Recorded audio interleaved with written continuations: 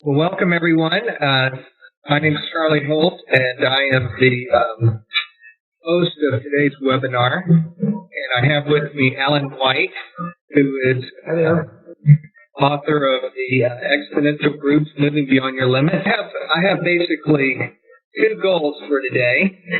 And the first goal is that I want to talk about a little bit about the vision of bringing the heart of the gospel back to the heart of the church. And my Trilogy is a three-part small group series that is designed to be done at the heart of the church here during Lent, Easter season, and Pentecost. And it's aimed at renewing the church. And the methodology that we use with the Christian Life Trilogy is the use of small groups, doing small groups on the level of a church-wide campaign.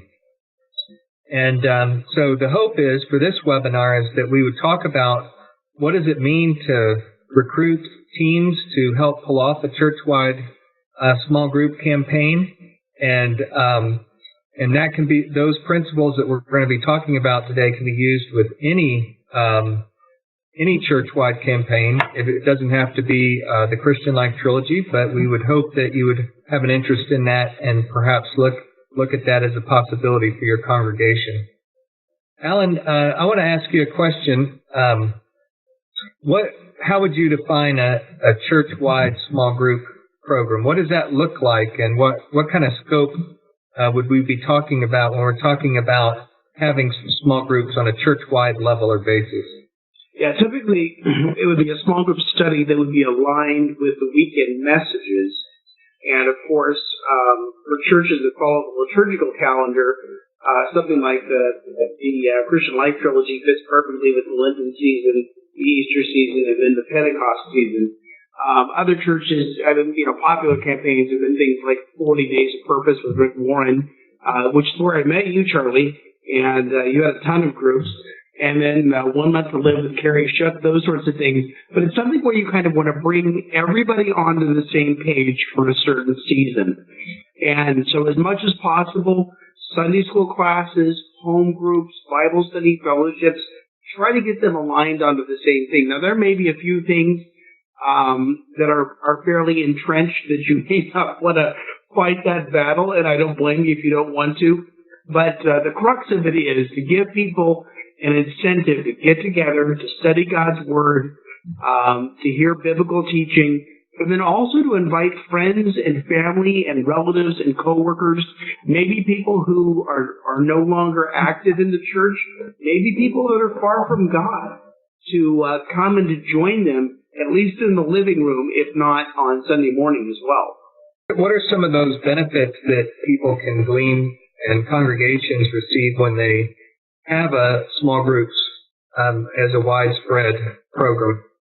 Yeah, we've had a number of our churches that have seen, as people are connected with a small group that is doing a study based on the weekend, that you find that typically your weekend service participation is higher, and because they want to be involved in the whole thing. And we've even seen where people would join a small group, and then they would say, oh, by the way, our pastor's talking about this on the weekend if you'd like to join us. And so they would actually start attending church, but the introduction was through their friend's living room. One of the things you definitely have to have as you start all of this is to identify new leaders. Now, I know for pastors that are already busy and have an overchecked schedule, they just kind of groan. Hopefully they didn't sign off. But one of the things we found is just to ask people if they would be willing to gather their friends and do the study.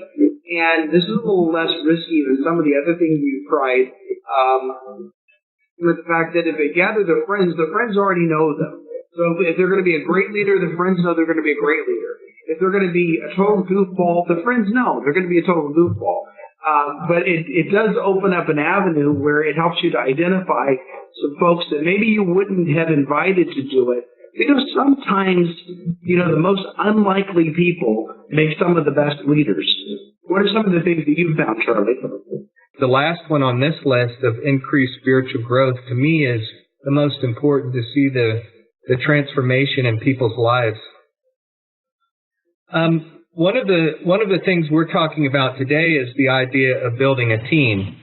And every church, whether we're talking about a church that's got 100 people coming on a weekend or 50 people coming on a weekend, or a church that has 1,000 people or 5,000 people, when we do ministry in teams, we actually get a lot more done. I'm wondering what you might think about some of the reasons why we need to build a team. Yeah, I think first of all, any pastor is busy. Whether I've been on a church staff with, a pastor has 10 different associate pastors in various areas of ministry, and I've been on a church staff where I was the one and only associate pastor. And then, of course, there was a time that we had no senior pastor, and I was the guy. We were 85 people at the time. So everybody is busy, especially if you're in a smaller church. And so to take something on in addition to everything that you're doing can be very difficult. But the good thing about this is as you develop a team for a series like this, is that you maybe involve some people on a temporary basis, not on a permanent basis, but a temporary basis that would be willing to volunteer to be part of a project. The other thing is we begin to talk about the different roles we would look for a campaign team. We also begin to identify some new categories of serving. I think at one point, in a lot of churches, it's a matter of, well, if you don't sing and you don't want to work with the kids, then maybe you could be an usher. And that's not to take away from usher, but sometimes we're very limited in our categories of serving. And we can kind of expand that out into some other different types of areas and engage some people in leadership. But maybe they just haven't found the right thing up to this point. That's really good. One of the things, Alan, people are having a little bit of hard time with the audio. And so what I'm doing is muting mine while you're talking, and if you can mute yourself while I talk, that seems to be working. One of the things that I have found as a senior pastor, in our tradition, we call the senior pastor the rector of the church, which is, it is what it is as a title, but the senior pastor of the church is a very busy position, and you have a lot of demands on your schedule. And in some ways, I kind of think of myself as a paramedic that's always on call and needing to go to the next fire, the next emergency, and I need to be ready to do that. And if there's a big project that is going on in the church, it's critically important that I have a leadership team that can help support me and keep the trains going and running while we're going and putting out the fires. So I think that's absolutely important. I want to talk about some of the different, or have you talk about, Alan, some of the different roles that we need to be thinking about in recruiting. And while I just said senior pastors need the help, they actually have a pretty key role to play in recruiting not only the leadership team, but also being the one who casts vision for the church. And I want to play a little video clip for you and just hear some of your comments about the role of the senior pastor. And our senior warden really sort of said to me, if this is something you want us to do, you got to convince us. And so that's really where I said, okay, am I convinced? And once that happened, and I was sold on it, then it was a matter of getting our leadership to buy into it. And that was really just about sharing the passion for it, what I thought it might bring to our congregation, and how that might help us continue in our mission as a church. And once that took place, people saw that excitement and they got excited about it, and it just snowballed from there. In terms of the senior pastor, one of the things that Brian is saying there is that he had a very important job that he had to accomplish, or a key part of casting a vision. I wonder if you could speak to some of what you saw in that. Yeah, it's been interesting, over the years, in my work with Brett Eastman at Life Together Ministries and in my own consulting that I've done with churches.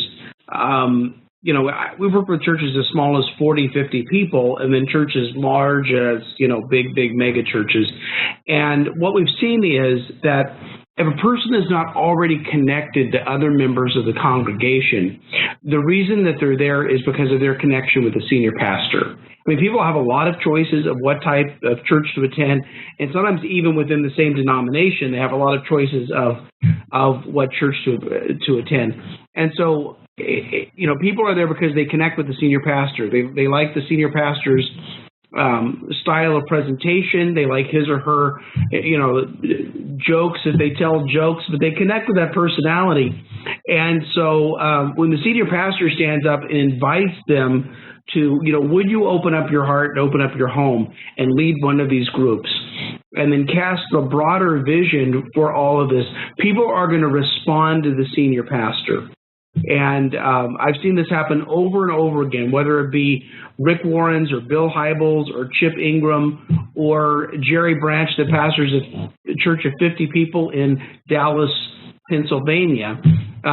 It's worked time and time again. And Jerry actually went from having 50 people in his church to having 100 people do their small group study. And I don't know that Rick Warren's quite had those results, but don't tell him I said that. Well, one of the things about a smaller church that I think is so powerful is it doesn't take a lot of people involved to get really huge results in terms of percentage. We were a church of 250 when we did the 40 Days of Purpose, and we asked 70 different people to host small groups. And so we had 70 small groups meeting during our 40 Days of Purpose campaign. We actually had 3 times the number of people in small groups as we did attending church on Sunday. And that's the kind of, when you have a good leadership team, you can pull those kind of things off. We had a particular member whose name was Ty, who was a retired Rear Admiral. And Ty was our campaign director and helped cast the vision with the congregation. And he was kind of an E.F. Hutton type. When Ty speaks, people listen. And it was wonderful to see, as we got him in that right position, people began to really get involved and engaged and respond. And so I think the first position that I would say is of most importance is that campaign director. The senior pastor is the one who has to set the vision, but the campaign director is the one that's going to make it happen. Let me show you a little clip about one pastor who recruited his campaign director and some of the thoughts and thinking that went into that selection. So I knew getting this started would be more than I could handle, for 2 reasons. Number one, small groups is not my forte. Number 2, I'm already super busy.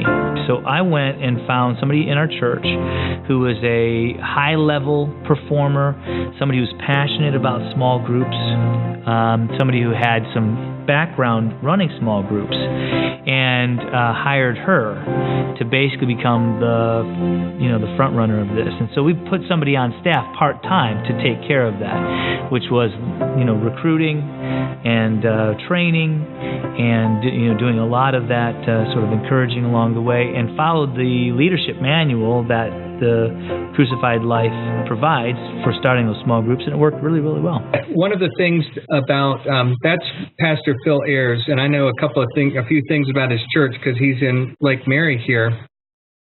But Phil Ayers, when he says he hired a small group coordinator for his church, what he means is that he basically traded office space that he had to bring her and consider her staff. His church is actually not a huge church. They have about 200 people that come on a weekend, and his intention was to launch 15 small groups. But as you heard him speak, what were some of the things that you picked up on that would be things that he was identifying as why that campaign director was so important? Say, if Phil got to hire somebody, good grief, I served in a church of 6,500, and I never got to hire anybody, so I was going to be very, very jealous. But I think in that, a lot of the day-to-day detail and especially to have a detailed person that's going to follow a timeline, that's going to make sure that things happen when they happen, to kind of coordinate with the other coordinators, if you will. And again, it doesn't end up on the senior pastor's plate, because the senior pastor is already busy, especially if they're a solo pastor, but every senior pastor is busy. And so I think to have somebody that is efficient, that's capable, again, it's not, going to be forever. It's going to be for a certain season. Maybe somebody who is retired,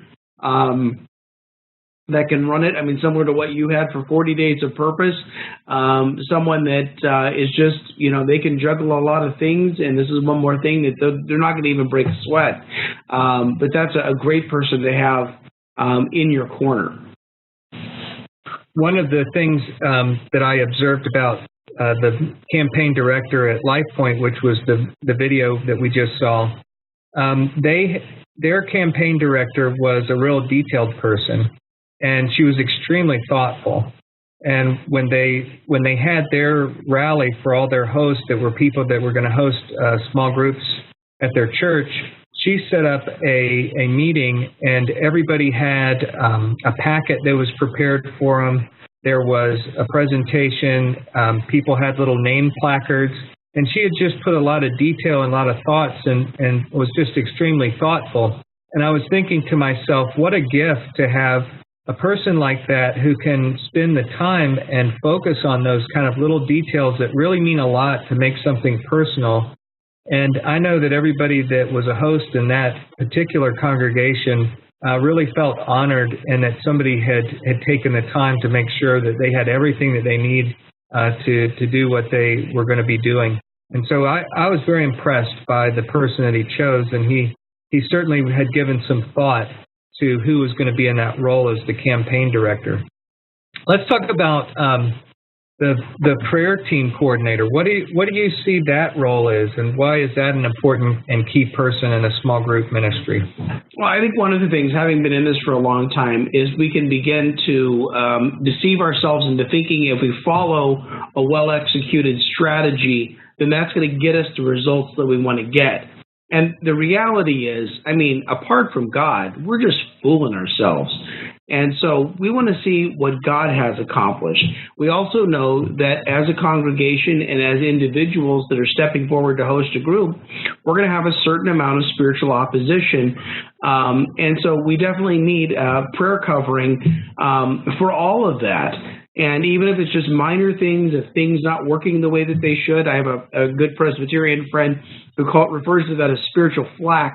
We might be getting a little spiritual flack, but it's great to have that prayer team coordinator. Now, this may be somebody who currently leads a prayer ministry in your church, so you don't need to, create this competition among prayer team coordinators. If you already have somebody in that role, then maybe it's just a matter of enlisting them for this campaign, and would they apply their prayers to the campaign as well. But really, you can go through, I know with the Christian Life Trilogy, there is a campaign handbook that we put together. And they could go through page by page to the handbook and pray for everything large and small. And pray for every week. Pray for, if they have lists of names of people that are in groups, pray for the people that are in groups. But I think this would be a great thing. So if you have someone who's a heart toward prayer, I would definitely enlist them. But if you already have somebody who's leading a prayer team in your church and that's their ministry, then I would certainly tap them for this role. Our prayer team coordinator was very thoughtful and put together essentially a team of prayer warriors who were going to pray specifically for each host. And they regularly called the hosts and said, how can I pray for you? And they were checking in with the hosts and praying for the specific small groups and challenges and that sort of thing. As the spiritual flack started to present itself, there were people there ready to be a support. And I know that was a very meaningful thing. There are a lot of creative things that churches do, prayer vigils, prayer walks, where they can walk around the campus or walk around the neighborhood and pray for the neighborhood. So there's a lot of different ways to incorporate prayer, but I think it's such a critical piece. I actually think that is one of the most important members of the team, is the person that is focused on prayer. The small group coordinator is probably the second most important person on the team. Somebody that will help be making that list of all the people that are going to be hosts of the small groups, and making sure that there's good promotions and ways of people to sign up, not only to be participants, but to be hosts. And one of the strategies that we encourage and use is to encourage people to sign up as hosts first, to host a small group rather than participants, and then have the host go out and recruit the participants. I'm going to play another video that has a little bit about recruiting that small group hosts and recruiting that team. My role on the leadership committee, I was the guy in charge of the committee itself. And what we did, we kind of planned out the process of the Christian Life Trilogy and what that will look like. And part of that included recruiting host leaders. And this was something that was very important and very needed, to recruit the host leaders to open their home, to bring in people to really show the word of the crucified life, the resurrected life, and then a spirit-filled life. So then it was to identify the different leaders, to invite them to pray about it as well, and give them enough time to think and come back with what you hope is a positive response. I think actually some of the people that I asked were surprised that I asked them. And what we found out is that I got a number of emails and text messages from people who thanked me for having faith in them, to see in them that they had the strength and the ability to do this. So the first person on that video was Lamar, who was our campaign director and in charge of recruiting small group hosts. And he was just somebody that was a maniac on a mission, and wanted to make sure that everybody was given the opportunity to be a host. The second in the video was Jim Servillo, who's the priest at a Church of Ascension. And I thought what he said about his, the surprise that he had, that people had, that they were asked. What were some of the things that you saw there, Alan? Yeah, I think that this role is crucial because, if the senior pastor is a spokesperson for this and, cast the net for people to sign up to be hosts, it's the small group coordinator who is going to come in and take those hosts, give them a briefing, get the materials to them, resource them, be a resource to them, and basically do all of the groundwork related to the small groups. Some churches, I like what you were saying, Charlie, will think about friends and family and coworkers and neighbors, who would enjoy or benefit from the study. The way we used to put it in California when I was out there was, I said, if I were you, I would go ahead and invite my friends to the group. Otherwise, you're going to end up with a bunch of crazy people. Now, I live in South Carolina now, and I'm more, genteel here in the South, so I would never say something like that. But you get my point. But if there are people that are having difficulty finding a group, maybe it's the small group coordinator that would create a small group fair or some kind of a connection event where people who are prospective group members can meet the host face-to-face, sign up to be in their groups, and, if push comes to shove and somebody writes on a communication card, please help me find a group, then maybe it's this coordinator that helps them to find a group. We just had our leadership team meeting we're about to launch the Spirit-Filled Life here at our congregation, and so one of the main things that we do in our leadership meeting is go through a list of counting how many small group hosts that we have, who are potential hosts, and making sure that we're following up on all the people that we know that have indicated some interest in hosting a group, trying to figure out what time their group's meeting. Is their group open or closed to new members? Maybe it is just a group that has just friends. And so it's a closed group, and you don't want to sign up a bunch of people in that group because they've limited it. But it's a lot of coordination, and so making sure that there's a person that is focused on that ball and small group coordinating is critically important. And I loved what Jim Servillo said, that people, when they're asked to be a host, sometimes they didn't think of that for themselves. And so a lot of times I think that small group coordinator, if you find the right person for that, can have a lot of power to speak into other people's lives and challenge them to step out in faith. And I love the way he had a gentle approach where he said, I'm going to ask you to pray about that and see if that might be something that you're called to. And of course, it may not be something, but if it is, and then they step out in faith. So what a wonderful model that Jim Cervillo was modeling there. Now let's talk about that communications team coordinator for a minute. What are some things that are important about that particular position?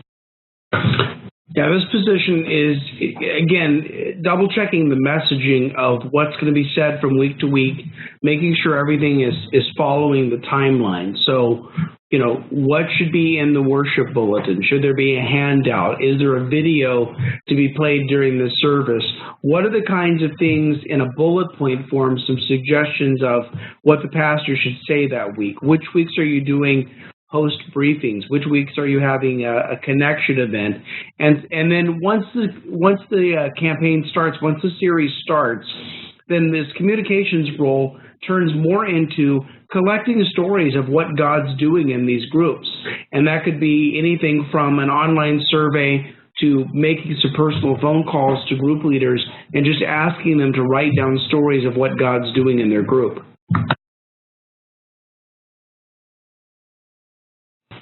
I think all of that's excellent. I love the part about the testimonies, because when we start sharing testimonies of what the Lord is doing in the various groups, it gets energy and excitement going, and people's faith really gets stirred up. And there's a lot of great healing that can happen in different groups. We had a guy in our small group who played the guitar, but he had gone through some cancer treatments. And so he hadn't picked up the guitar since he had started his battle with cancer. And when we got our small group together and we asked a question in one of the group meetings, what is your spiritual gift? He named music as a gift. And so the next week we all asked him to bring his guitar, and he led us in some worship singing. And it's just a wonderful testimony and a little story that could be shared that just means a lot to others to hear how God's working in other people's lives. We also, one other thing I would add to your first part is the importance of that communications team coordinator to design a communications calendar so that they know what they're going to communicate and when, and have put some thought into that. It's just too important of a role to not have somebody assigned to that that's focused on it. It may be a member of a staff of a large church, or it could be somebody that is a layperson that's very gifted with the different forms of media, but it's not one to be overlooked. As Rick Warren said when he was doing his training videos, you cannot over-communicate. You cannot over-communicate. It's really true. So those are some of the roles that we want to recruit. What are some of the kinds of things that we're going to be looking for as we recruit members of the leadership team? Yeah, I think this list, it's similar to what Bill Hybels has said for years. And if you don't like Bill Hybels, it's what I've said for years. But anyway, you want to look for people who have good character. And so in that they're on the pathway to becoming more and more Christ-like. And so it's going to be somebody who's going to be honest with people, somebody that's not going to they're not going to sell people into something and then it turns out that it's more work than they thought it was going to be. You want people who are competent, people that will get the job done, people that have kind of a proven track record in that, and maybe that goes along with the commitment part, that they know that they're going to follow through, that when the going gets tough, the tough's going to get going.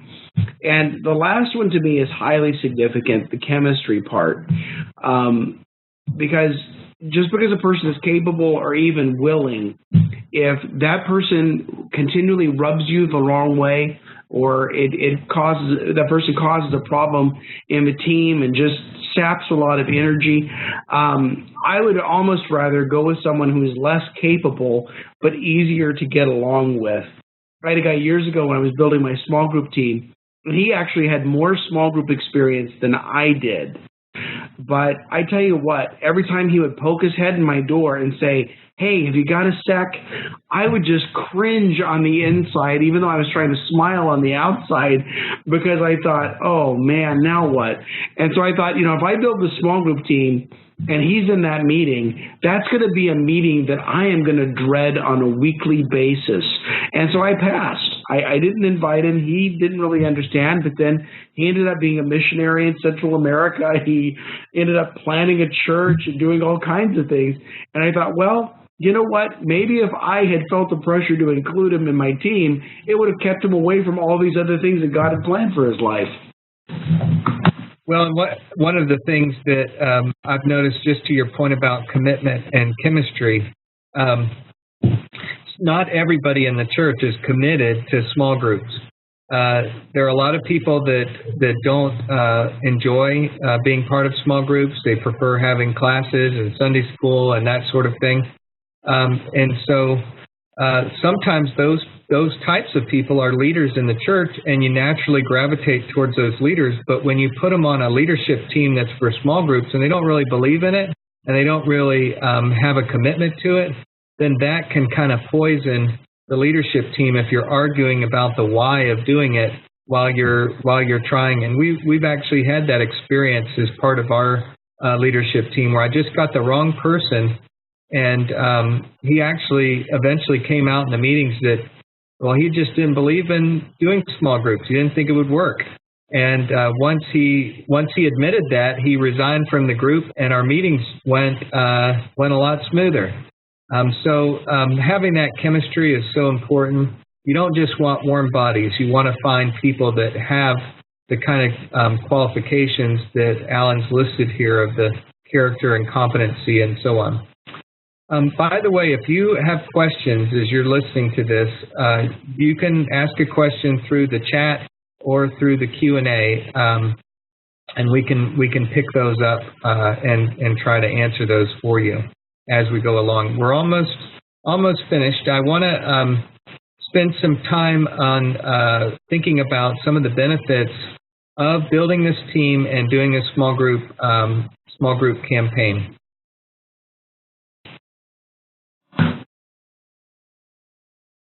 All right, so the first benefit is, I know it's almost like a newscast, with this muting. We should go, all right, and back to you, Charlie. But anyway, one benefit is hopefully it's going to be less work for the senior pastor, in that not only you have the campaign team, but also as people are connected into groups, the level of personal care goes up.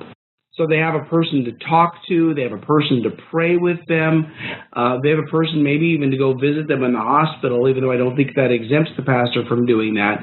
But it may actually take a few appointments off of the pastor's calendar, because they're feeling that relational piece that they need, and they don't necessarily need a counseling appointment. They just need somebody that would care enough and understand and help them. I think also having a team it's going to build momentum for the campaign, because the more people that you have involved in this, the larger the momentum is going to grow. So even people on the prayer team are going to know, okay, I'm praying for these specific things for the campaign, and they're going to feel positive about it because they're dedicating time in prayer. So then they're going to have good things to say to their friends and family about the campaign as well. And then, like I mentioned earlier, it engages new categories of ministry gifts. So if you don't have a small group coordinator, you have someone who has a leadership gift, then that's kind of a place where they could go. The same thing with a communications coordinator, people that have those skills that maybe they haven't found the right role in your church up to this point. Maybe this is the thing. And of course, the big thing is is to have an organized campaign without overtaxing anyone. Now, I've done campaigns. I've coached churches on doing campaigns. I think, Charlie, that you're kind of the perfect one to speak to this, because being a pastor at a church You're not at a small church. You're not at a mega church. You have limited staff. You have limited resources. How has this team benefited you? Well, that's absolutely. I can't do what I'm doing as a pastor without people in committees and on teams and commissions, and we have to engage the laity of our church, and they always do it better than I would ever do it. When it's my responsibility, and I'm running the organization and the group, a lot of times I feel like I don't do as good a job as when I have a key lay person and a key group of people that are committed to it. And I've also found that when other people get invested, it's contagious in the life of the church. And so this small group leadership team actually will be what catalyzes a bunch of people to get involved and be hosts of small groups. They're going to see, oh, it's not just the pastor who's saying this. It's everybody. All these leaders are doing it. I want to be a part of this. This is exciting. I want to ask a couple of questions. We've gotten some questions, Alan. One of the questions comes from Patty. She says, how do you rotate small groups, or do you rotate them? You want to tackle that one? I think I need to understand what she means by rotate. If we're talking about people that are changing groups as they go, Patty, could you give us a little clarification there? And the question. I'll speak to what I understand that question. Well, okay. If she wants to clarify. First of all, I think a lot of times people can get stuck in one group, and they don't rotate to another group or go. The group can become almost a tight-knit group of people.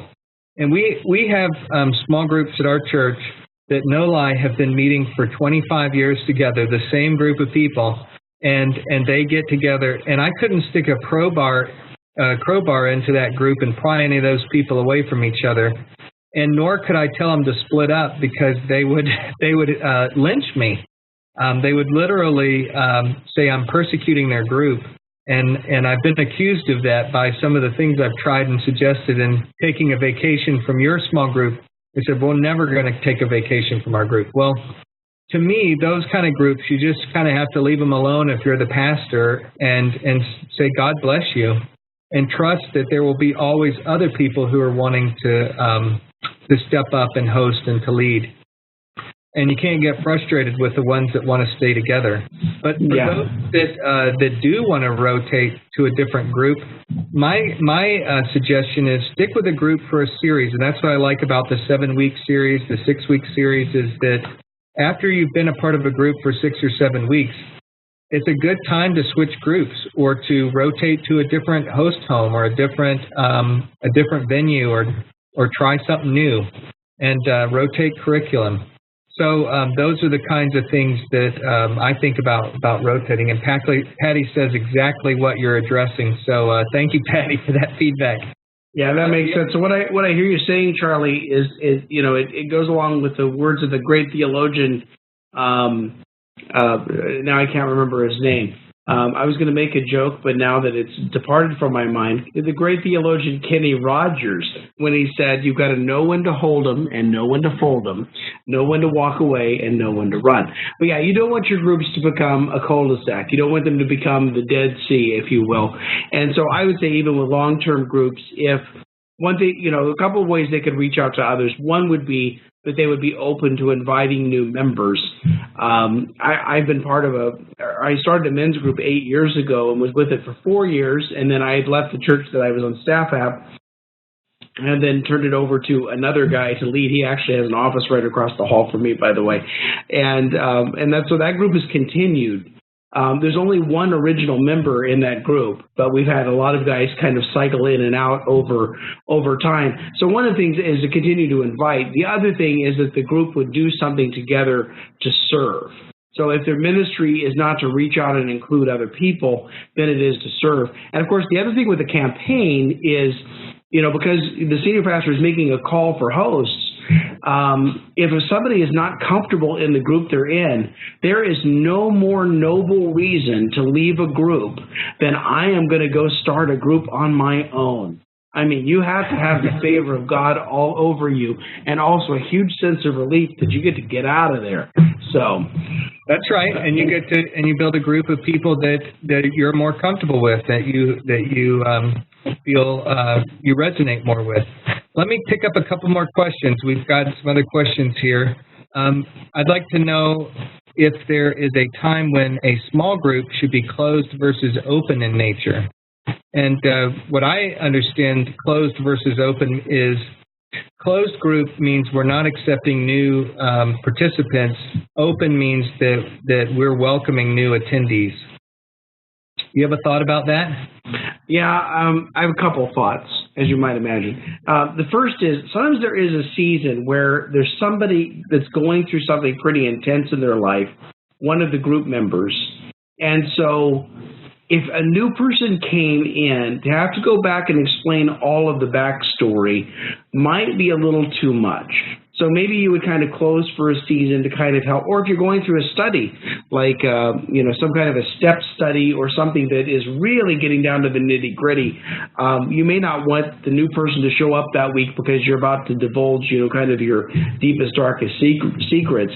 But the other thing with a closed group, sometimes people close because they're comfortable with the people they have. They don't want to put new people in there.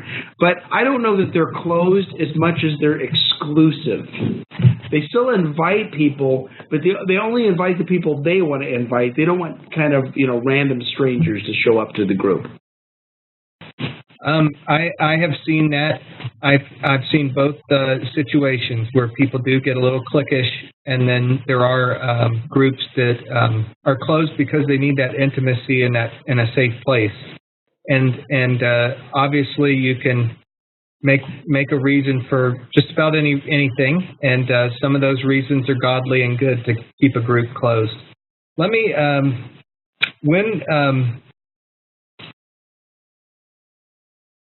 here's a question about a small church, a new church with a new pastor, where the question is, if you only have 10 to 15 people, how do you have several coordinators?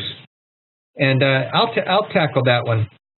One of the things about a small church is that if you only have a handful of people, let's say you have 25 or 30 people coming on a weekend, obviously you're not necessarily going to have a big team of people. Your team is actually going to be the host of your small groups. And so what you're going to want to do is to identify those 4, 5, 6 people within your congregation that have the gift of hospitality. And if those 4 or 5 households will reach out to the 25, all of a sudden you have just incorporated your entire congregation into a small group ministry and gotten them into homes talking about the faith in an intimate way. So, you feel the necessity of these teams. Now you can give those different, say you recruited 4 hosts to be your leadership team, assign communication to one of them, assign prayer to one another, assign organization to another one, and utilize the gifts of the people that you have, and make sure that you're working together as a group.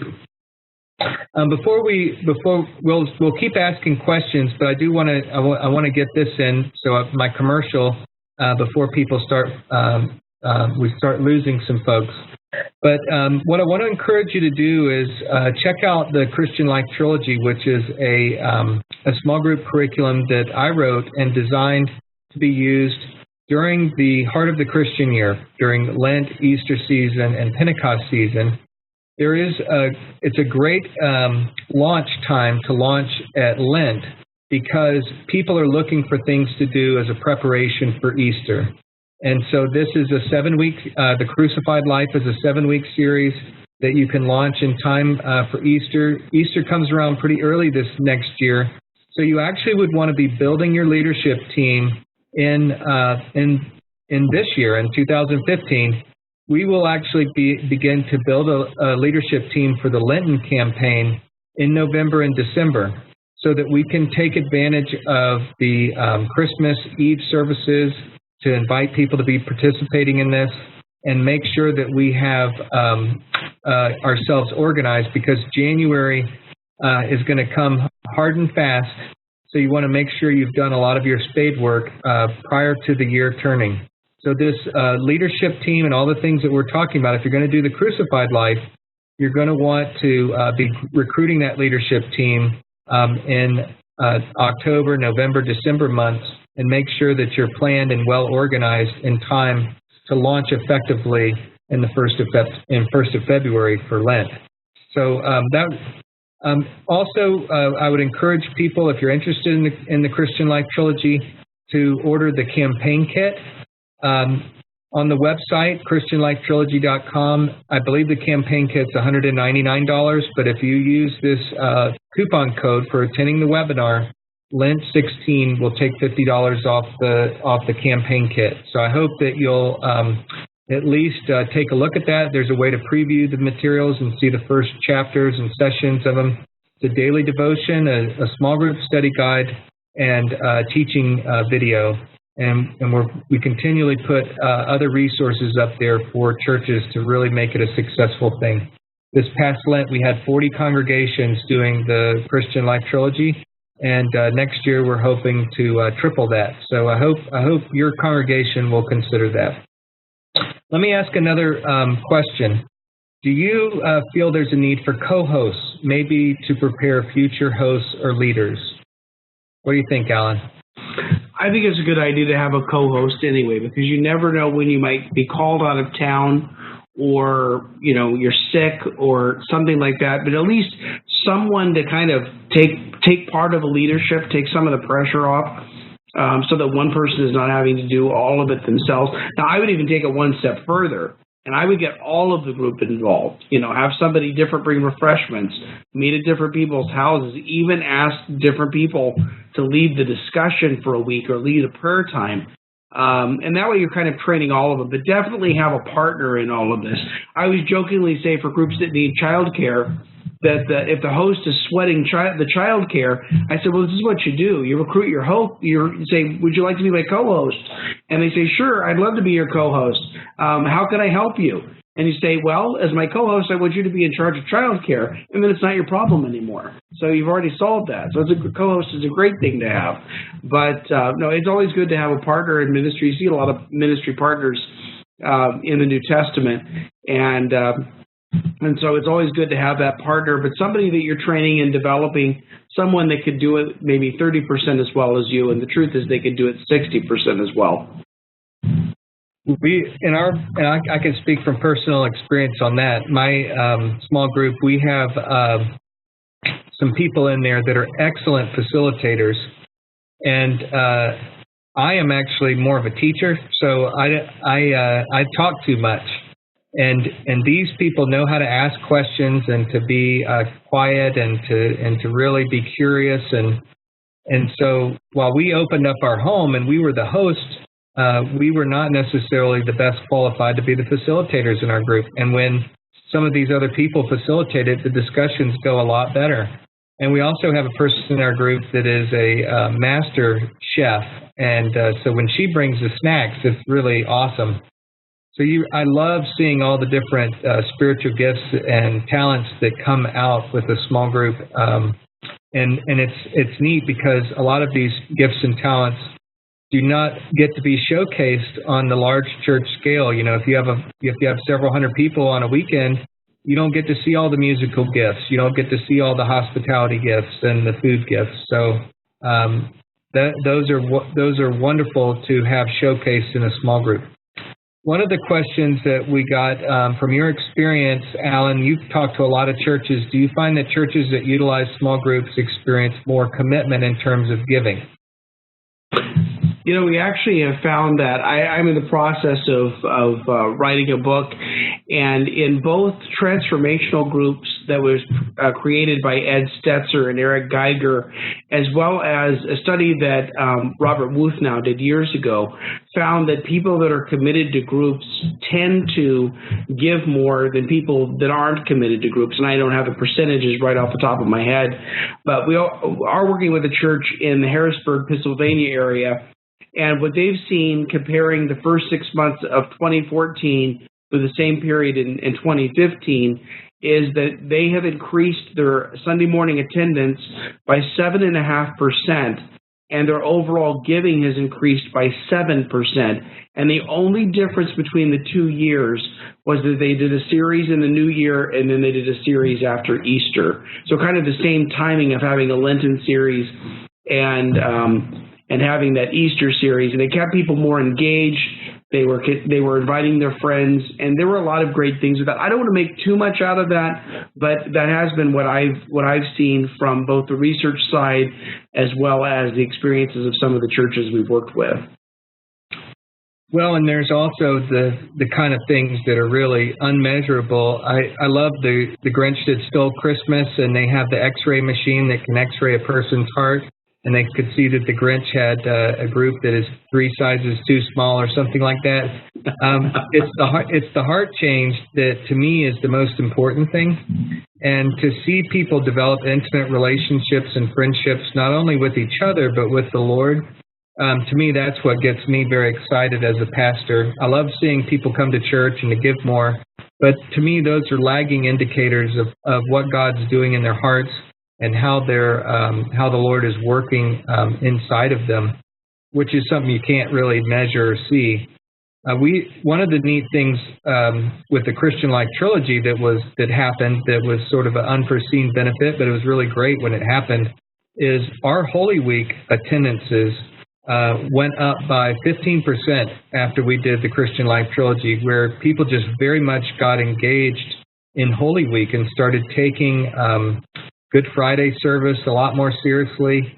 We made Good Friday the culmination of the crucified life, where we put a big cross up in front of the church and invited people to lay at the foot of the cross anything that had been stirred up in the crucified life. And it was powerful to watch. I had tears in my eyes on more than one occasion. I was watching the people's just the emotion and what God was doing in their lives through that experience.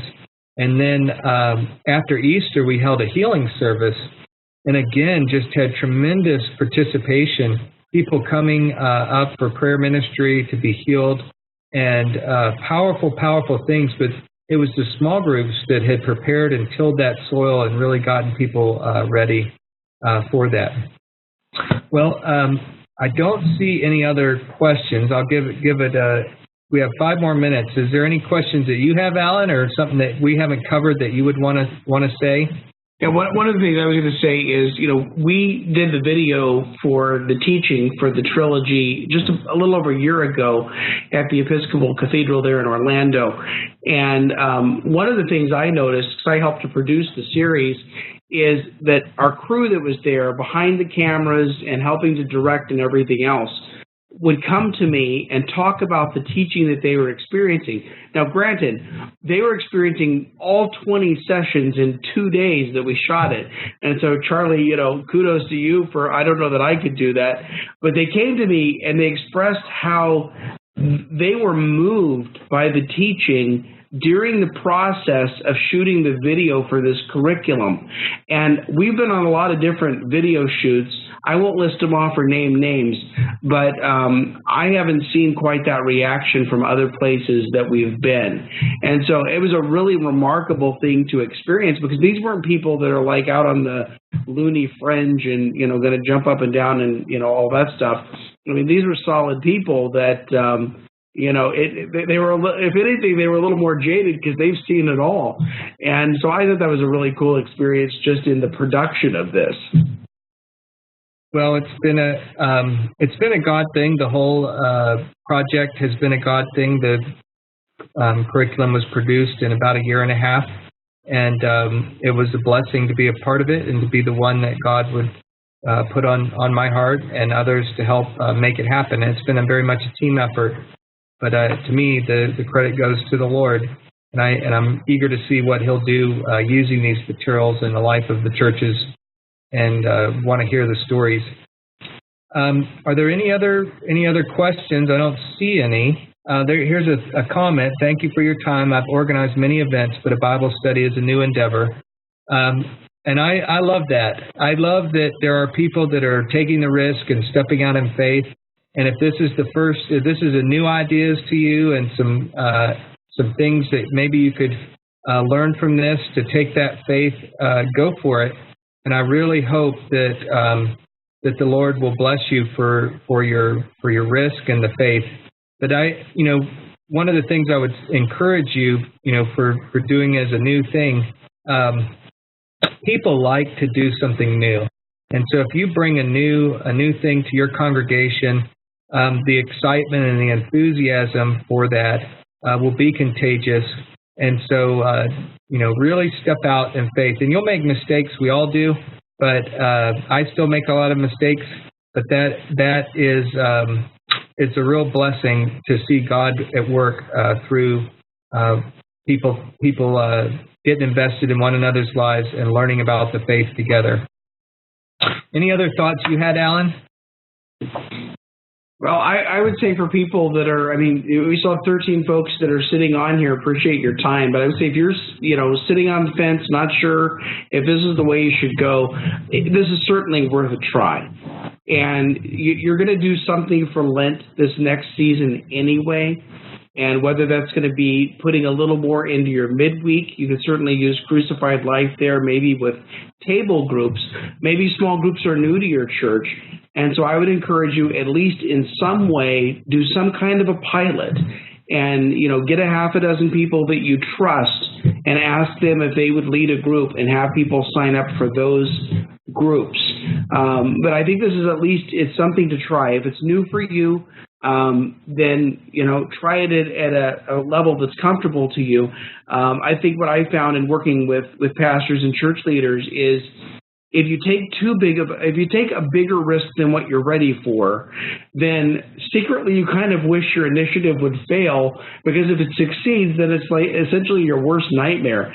But, even if you start small and take small steps, but there may be others of you that you see, people are not going to Sunday school. People are not engaging in other traditional kind of discipleship programs as it is. They're coming to the worship service. Maybe they're not coming as regularly as they should, but then they're doing very little else. This is a great opportunity for them to get together with their friends and to do a study and to take their weekend into the week. Do something, one step further for their own spiritual growth and make that investment of time.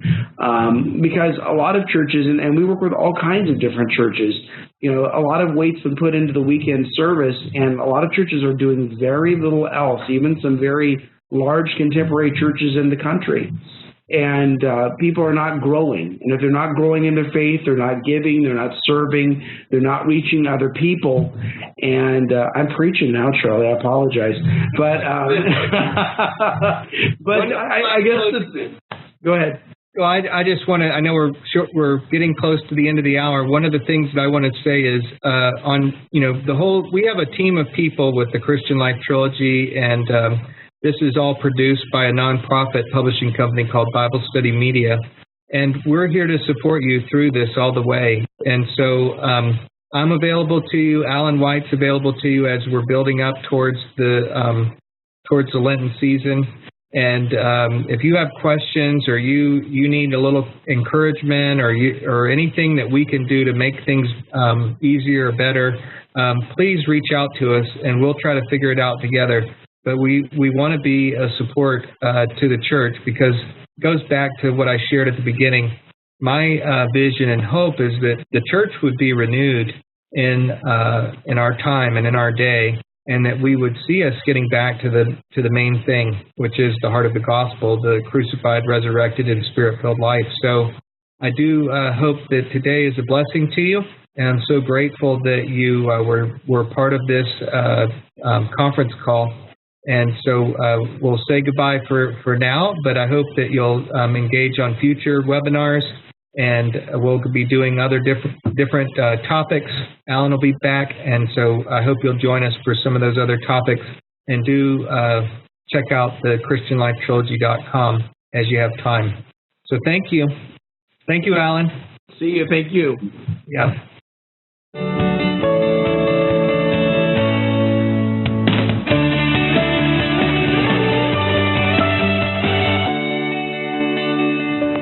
Hi, my name's Charlie Holt, and I'm the pastor of St. Peter's Church and the author of the Christian Life Trilogy.